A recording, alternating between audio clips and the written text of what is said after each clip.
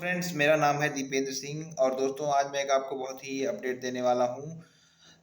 दोस्तों UGC net का exam कल था जो कि 30 अगस्त को था और मैं ये इलाहाबाद उसका एग्ज़ाम देने गया था।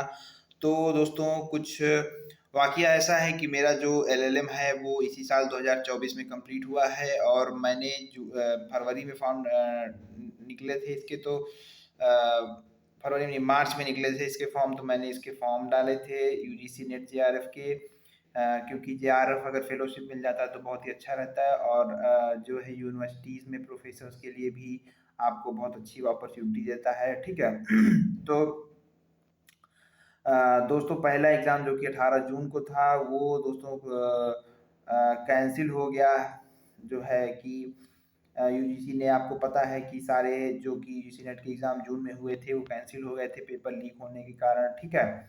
लेकिन दोस्तों इस बार जो एग्ज़ाम हुआ है वो बहुत ही फ्रेश हुआ है। 30 अगस्त को एग्ज़ाम था, मैं देने गया था एग्ज़ाम, इलाहाबाद में मेरा सेंटर पड़ा हुआ था।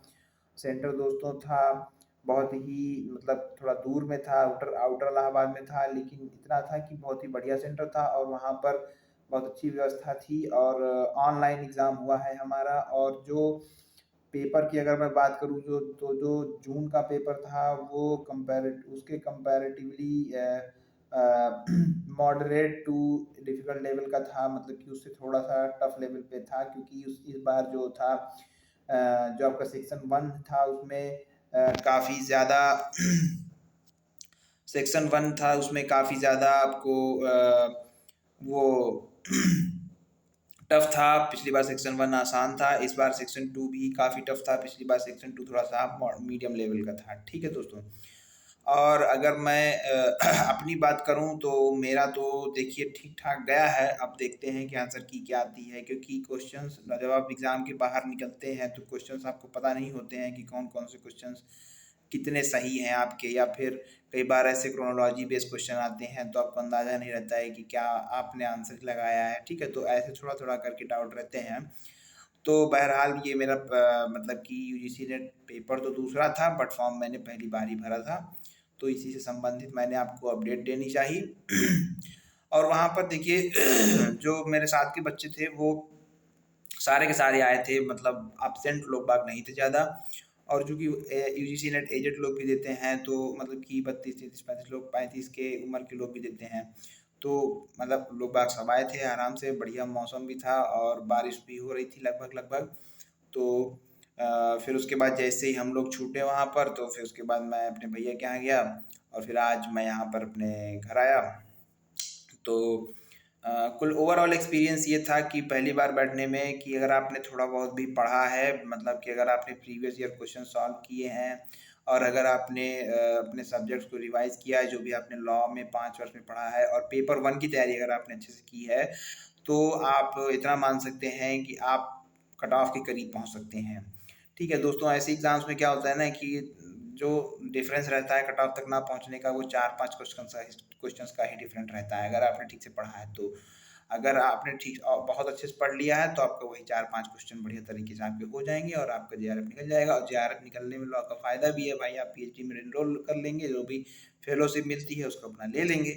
तो ये कुछ जो है अपडेट थी जो कि मैंने आप लोगों को नेट जेआरएफ के पेपर जो कि अभी हुआ है 30 जुलाई को लॉ का, उससे संबंधित देना चाहा।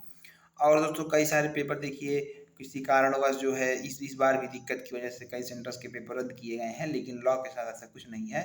लॉ का पेपर फ्रेश हुआ है और फ्रेश रिजल्ट आएगा। अब देखिए इसमें रिजल्ट की उम्मीद हम, रिजल्ट की क्या मतलब मार्क उसकी आंसर की हम उम्मीद करते हैं कि 10 दिन बाद इसकी आंसर की रिलीज हो जाएगी और लोगों से डाउट्स मांगे जाएंगे।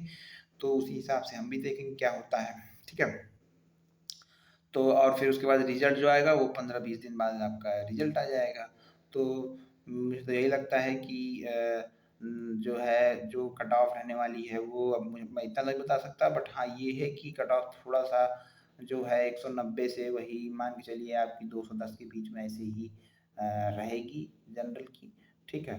तो आई होप कि मेरा वीडियो आपको अच्छा लगा होगा। ये मतलब कि मिनी इन्फॉर्मेटिव वीडियो था यूजीसी नेट जेआरएफ के एग्ज़ाम जो कि रिसेंट में दे के आया हूँ।